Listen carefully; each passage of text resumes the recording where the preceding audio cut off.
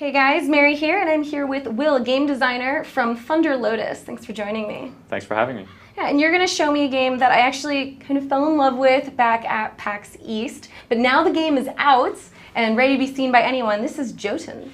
Yeah, Jotun's a hand-drawn action exploration game set in Norse mythology. We're out on Steam for Windows, Mac, and Linux. Oh, awesome. So before when I played it, I saw this like crazy snow level with this massive boss. It looks like that might be to the right over here. Yep. That guy looks familiar to me, but you're going to show me something that I at least haven't seen yet. Yeah, so we're going to go over the Storm region. There's a level called the Night Sky and a level called Vurthur Fulnir's Roost. Which is quite a mouthful. It's a mouthful, yeah. And the boss is Hagalaz, the Storm Jotun. Okay, let's go ahead and check this out. Something that anyone who hasn't seen this game yet, you didn't check out that video at PAX East. What drew me to this game was the unique style visually. This is all done with hand-drawn animation. Yeah, everything's hand-drawn in the game. All the animation, all the backgrounds, everything you see is hand-drawn. So you can see Thora here, like she gets like her facial expressions, everything. It gives us a lot of character to the different characters. Yeah, it's always good to see something done so uniquely, and you can really see the detail when the camera is zoomed in like it is here. I remember when I played it before, the camera had to be so zoomed out because there was this massive boss that I was trying to defeat. But when it's zoomed in, you really get to see all the detail and all the environments that you've created. Plus, to be honest with you, snow environments, it's actually maybe hard to put in a lot of detail because everything's white, right? But yeah, absolutely. In this one, oh man, like look at that sweet bird, like everything's. There's probably a lot more that your artists were able to put detail into. Yeah, absolutely. That was Vurthur Fulnir, the hawk who stands on the unnamed eagle's head. So there's a lot of crazy stories in Norse mythology, that being one of them. Right, and so you're actually taking pieces from mythology and putting it into the game. As much as possible, we tried to copy-paste things from the mythology. We're just a bunch of scammers, basically ripping off the entire Eddas and everything. Everything we could put in, we put in. Of course, we sometimes took creative liberties, but that's the way it goes. Well, at least you're honest about it. Those are good, and like those are good stories too. So it's nice to get some of that. Ooh. Just got wrecked. Yeah, it took a lot of your health. I think that's something a lot of other people might also not know about this game is the difficulty level is actually quite high. I remember when I played it before, it was not easy to take down these bosses. They are massive and their attacks do tremendous amount of damage. Obviously, it's still playable and a very fun, enjoyable game, but the difficulty level is there. Absolutely. One of our inspirations is, Dark Souls, obviously. Shadow of the Colossus for that sense of scale, but a lot of people say, oh yeah, it's kind of like Dark Souls, and I definitely agree. It's about for the boss fights, it's about the reading the boss's patterns and dodging at the last minute and stuff like that. So we're trying to make it hard, but not unfair in any way.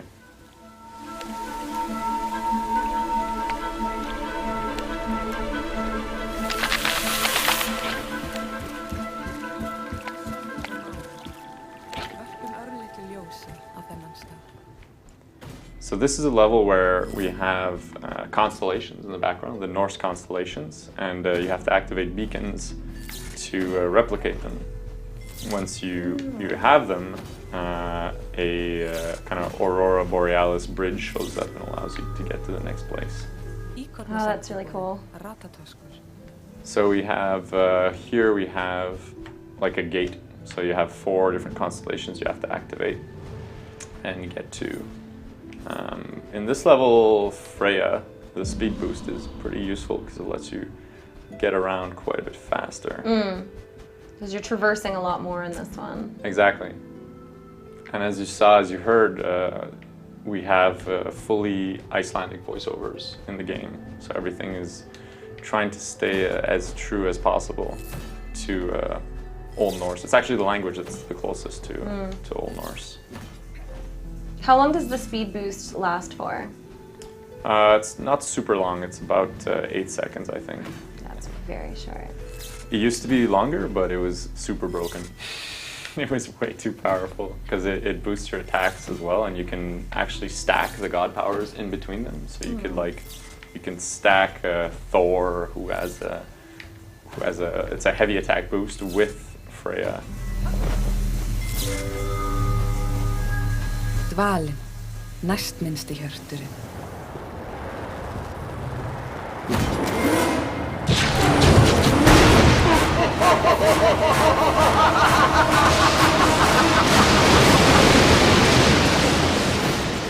I was actually playing her last night just to do some testing, and I didn't have a joypad and a gamepad. I wasn't able to beat her. Such a noob. So hopefully I do better. I think a lot of games are meant to be played with a gamepad, and you're just basically Yeah, Jotun works shooting with yourself in the foot to not play with. Yeah, it makes it quite a bit more difficult if you don't.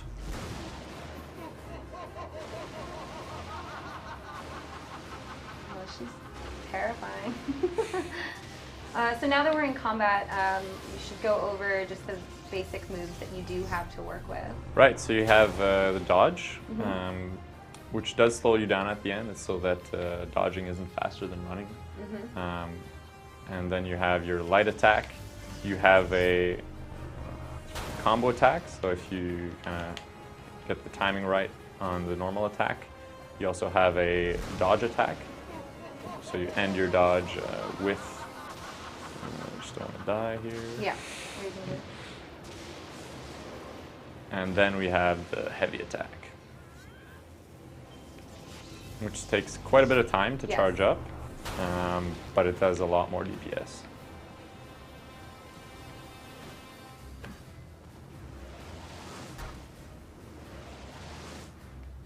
So you can see these pillars here in this fight. They're actually kind of a bit of a puzzle mechanic going on. When you light up all four, that's what causes her to overcharge. Okay. And then you can get in a hit. And here's a good place to show off the god powers. Usually hitting the boss on the head is a good idea. Okay. So if you charge up with Mjolnir there, it's a good time to get some extra damage in. It's cool that it impacts the environment of the level as well, your attacks. Right, yeah, absolutely. We tried to mix things up a little bit. In the Winter Jotun, the whole battleground turns to ice mid-fight. And in this one, it's a bit different. I'm trying not to get zapped. But here at mid-fight, she splits into two. She's pretty vicious. And she's got a lot of health too. You can see it in the bottom right. There's a lot to take down here. Yeah, we try not to be like bullet sponges type of bosses, but at the same time they are Norse giants, so they do have quite a bit of health.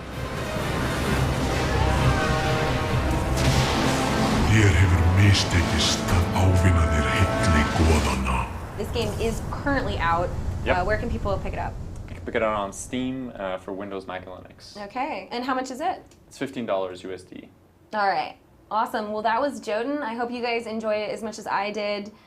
Pretty unique game, just both in gameplay style and visual style. I think these types of games are so cool, and they're harder and harder to find. So if you guys like it, you can pick it up today. It's out. Thanks a lot. Thanks so much for having me.